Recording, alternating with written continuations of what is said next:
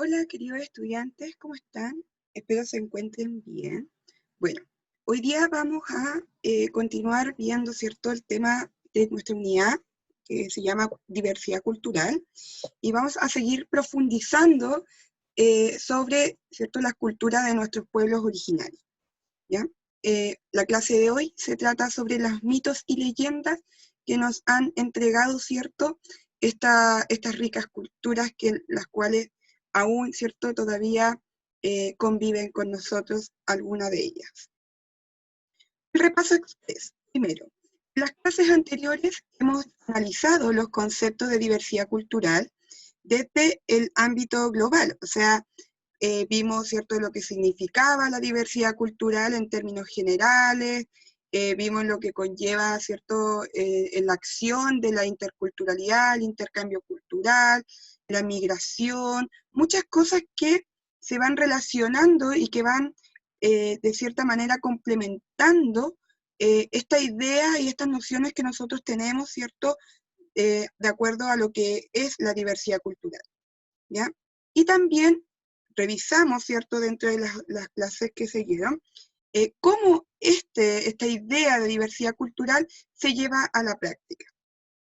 También vimos, ¿cierto?, el tema del mestizaje, donde empezamos a darnos cuenta que el mestizaje, el desarrollo del mestizaje, se origina con la llegada de los españoles, de los conquistadores españoles, y sobre todo de Diego Almagro, cuando llegan, ¿cierto?, a Latinoamérica, directamente en este caso a nuestro territorio, y se encuentran con que este territorio no estaba desolado, sino que estaba poblado por una serie de pueblos originarios, pueblos, ¿cierto?, amerindios. Por ende, dentro de todo lo que fue el desarrollo y la expansión de las colonias españolas, se llevaron a cabo también lo que iba a sugerir, ¿cierto?, el cambio dentro de nuestra genética, en lo que iba a hacer el quiebre total, ¿cierto?, para los amerindios y para el extranjero en este caso, para lo que sería en este caso hoy en día el chileno, ¿ya? Entonces nos damos cuenta, y revisamos también en las clases anteriores, que el tema del mestizaje trasciende muchas generaciones, al punto que dentro de los estudios que se han realizado actualmente sobre la genética del país, sobre todo para reconocer un poco la historia, nuestros orígenes, etc., han demostrado que básicamente hoy en día el mestizaje está envuelto o desarrollado en todas las personas. Es tanto lo que se expandió la población en los años y en los siglos, ¿cierto?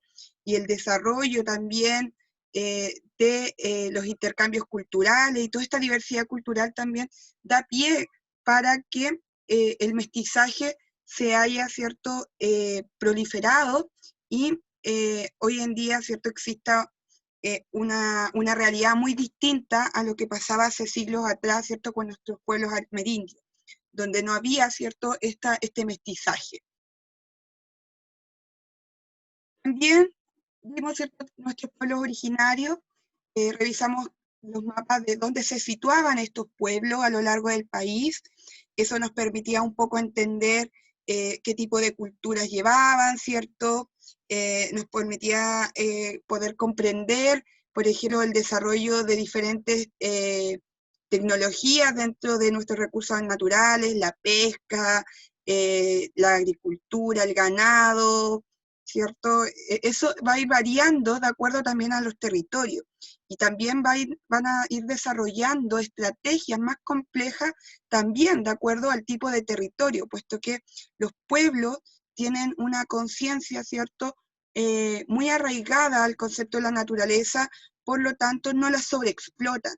Siempre todo lo que consiguen de ella lo hacen con el respeto máximo que tienen, ¿cierto?, hacia la naturaleza, y siempre cuidando que esté todo en armonía. Por eso es que de acuerdo al territorio en el que habitan, es tan importante para el desarrollo de cada cultura.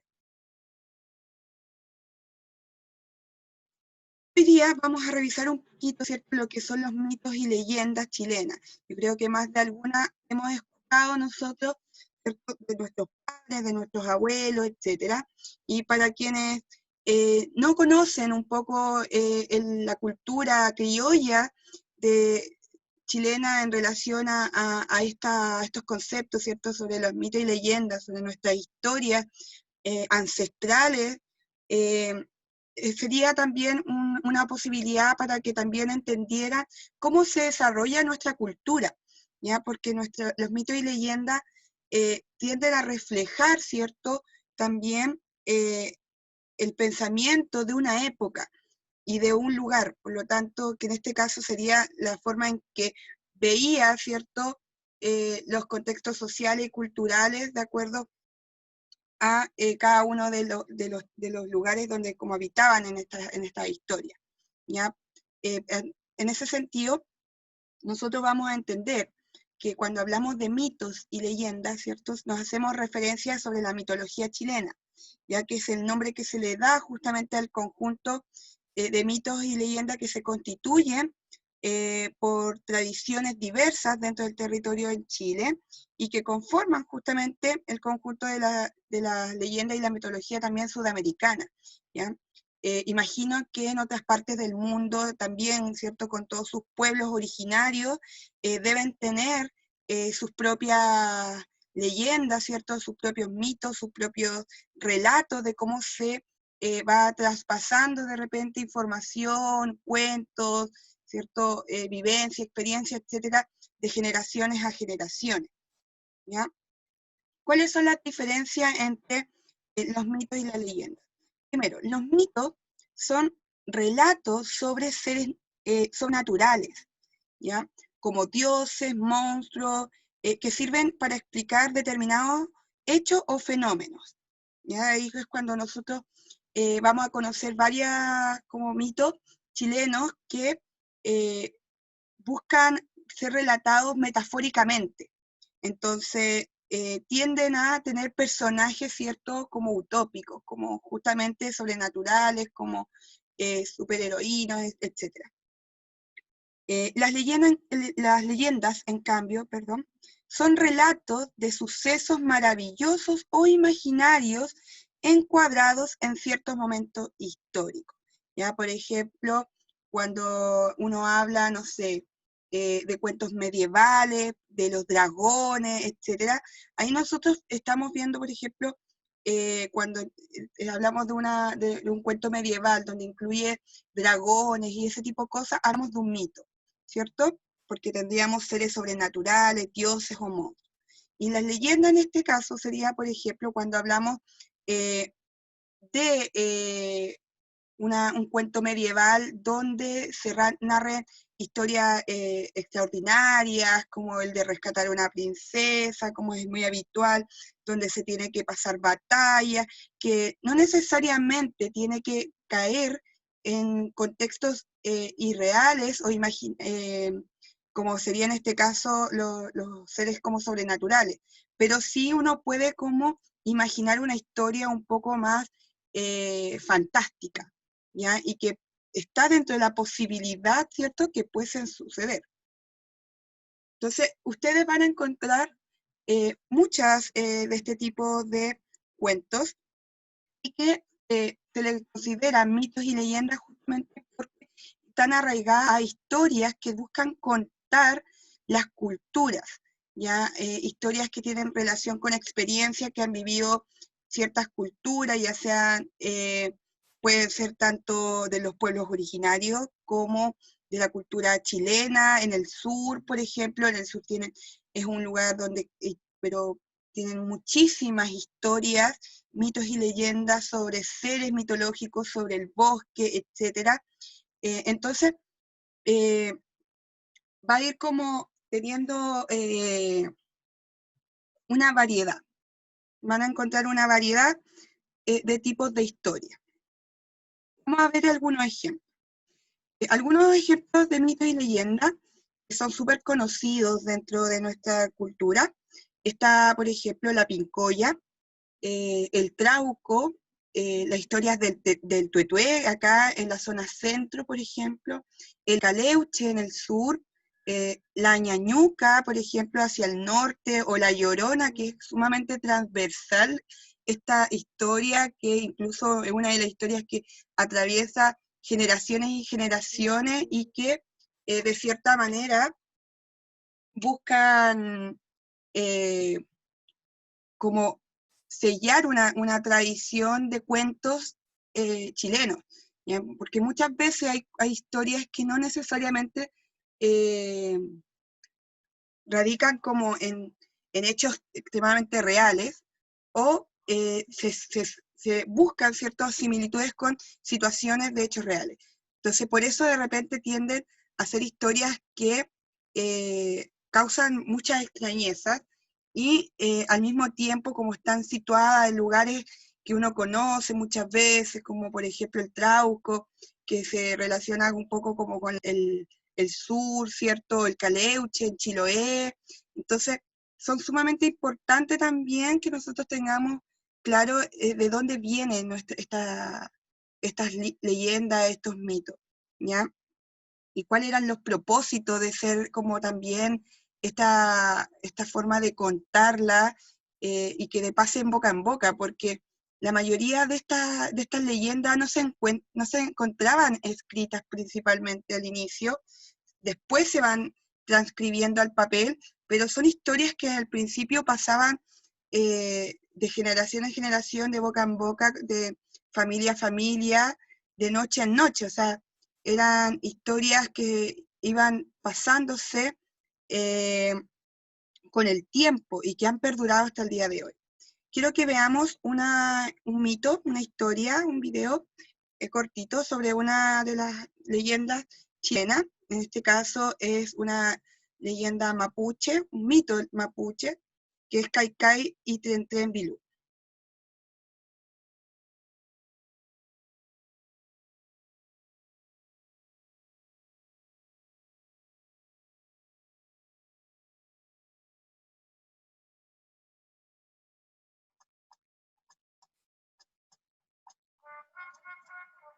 En torno a los Andes se creía en el poder que ejercían las serpientes del abismo marítimo y de la montaña esplendorosa.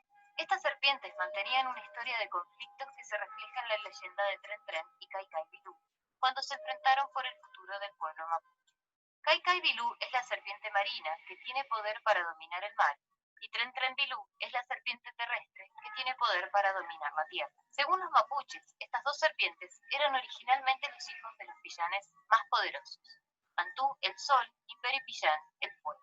Caicay fue enviada a vivir en el mar para cuidarlo, y Tren Tren a vivir en la tierra para cuidarla y ayudar al ser humano a sobrevivir. Se dice que cuando Caicay despertó de su largo sueño, notó el desagradecimiento de los hombres por lo que el mar les brindaba, y enfurecida golpeó el agua. Con ello inició un gran cataclismo para inundar todo el territorio y castigar al ser humano. Caicay ordenó a las aguas que inundaran los valles y cerros y que llevaran a todos los habitantes al fondo del mar. Al ver Tren Tren que los habitantes y animales estaban desesperados, decidió enfrentar a Caicay. Así los ayudó a escapar subiéndolos en su lomo y llevándolos a los cerros. A los que quedaban atrapados por las aguas, los transformó en aves para que escaparan volando, y a los que se ahogaban en animales marinos. Pero como el mar seguía subiendo de nivel, Tren Tren tuvo que ordenarles a los cerros que aumentaran de altura para contrarrestar el poder de Caicay. Enojada, Caicay empezó a luchar contra Tren Tren en una titánica batalla que duró mucho tiempo, hasta que ambas serpientes se cansaron. La lucha provocó que la superficie estuviera ahora plagada de infinitos archipiélagos e islas, ya que Tren Tren no le permitió a Caicay que la inundara por completo. Según la tradición mapuche, luego del cataclismo, todos siguieron su vida tranquila, hasta que un día fue Tren Tren quien se colerizó por la actitud que tenían los hombres, e hizo que todos los volcanes entraran en erupción, y la población tuvo que mudarse a otros lugares más seguros. Desde ese momento, Tren Tren continúa manifestándose mediante temblores, terremotos y erupciones volcánicas, mientras que Caicay causa los maremotos e inundaciones cuando se revuelve en medio de su sueño.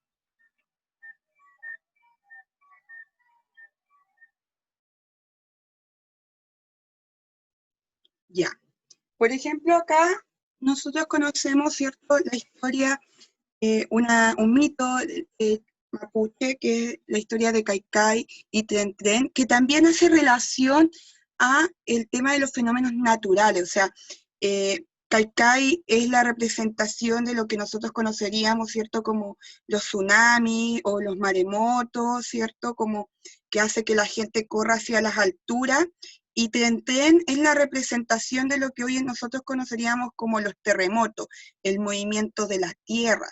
Entonces, que, que en este caso, ¿cierto? Las culturas mapuche, en su inicio, hacen toda esta relación como que de la naturaleza, todas estas reacciones de fenómenos naturales, como si tuviesen, ¿cierto?, este vínculo con estos seres sobrenaturales, que sería estas serpientes como dragones que nosotros acabamos de ver, ¿ya?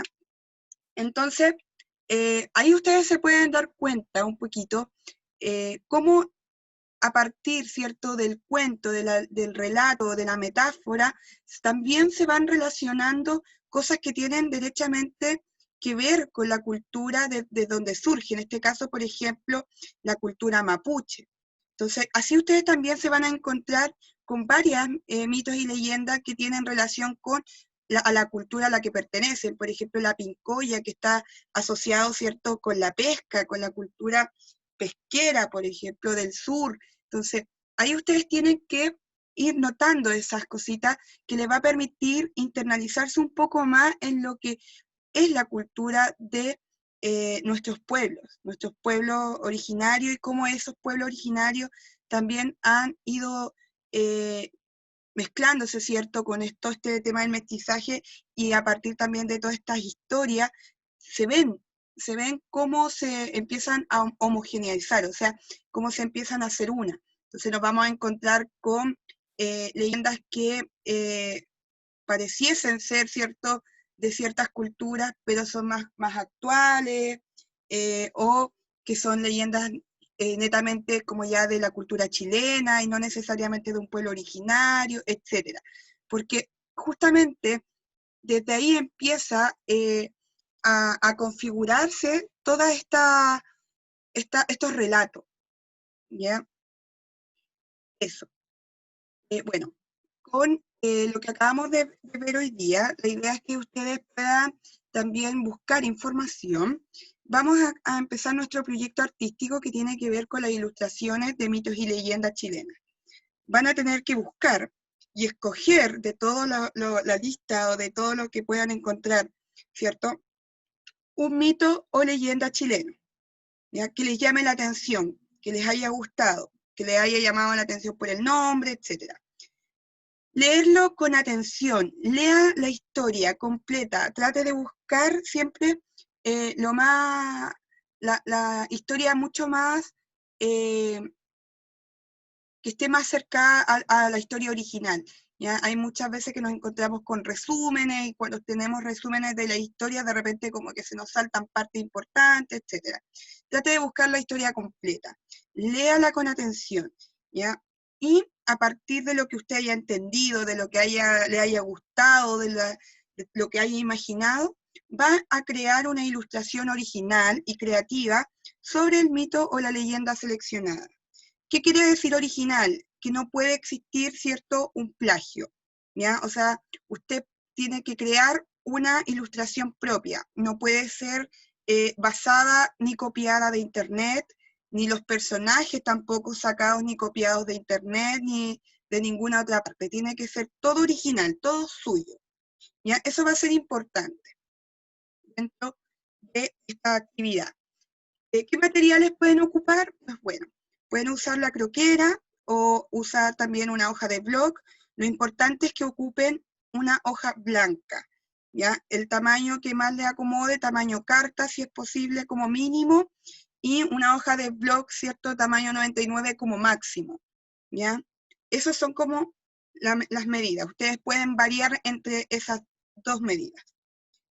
Lápiz, grafito y goma, ¿ya?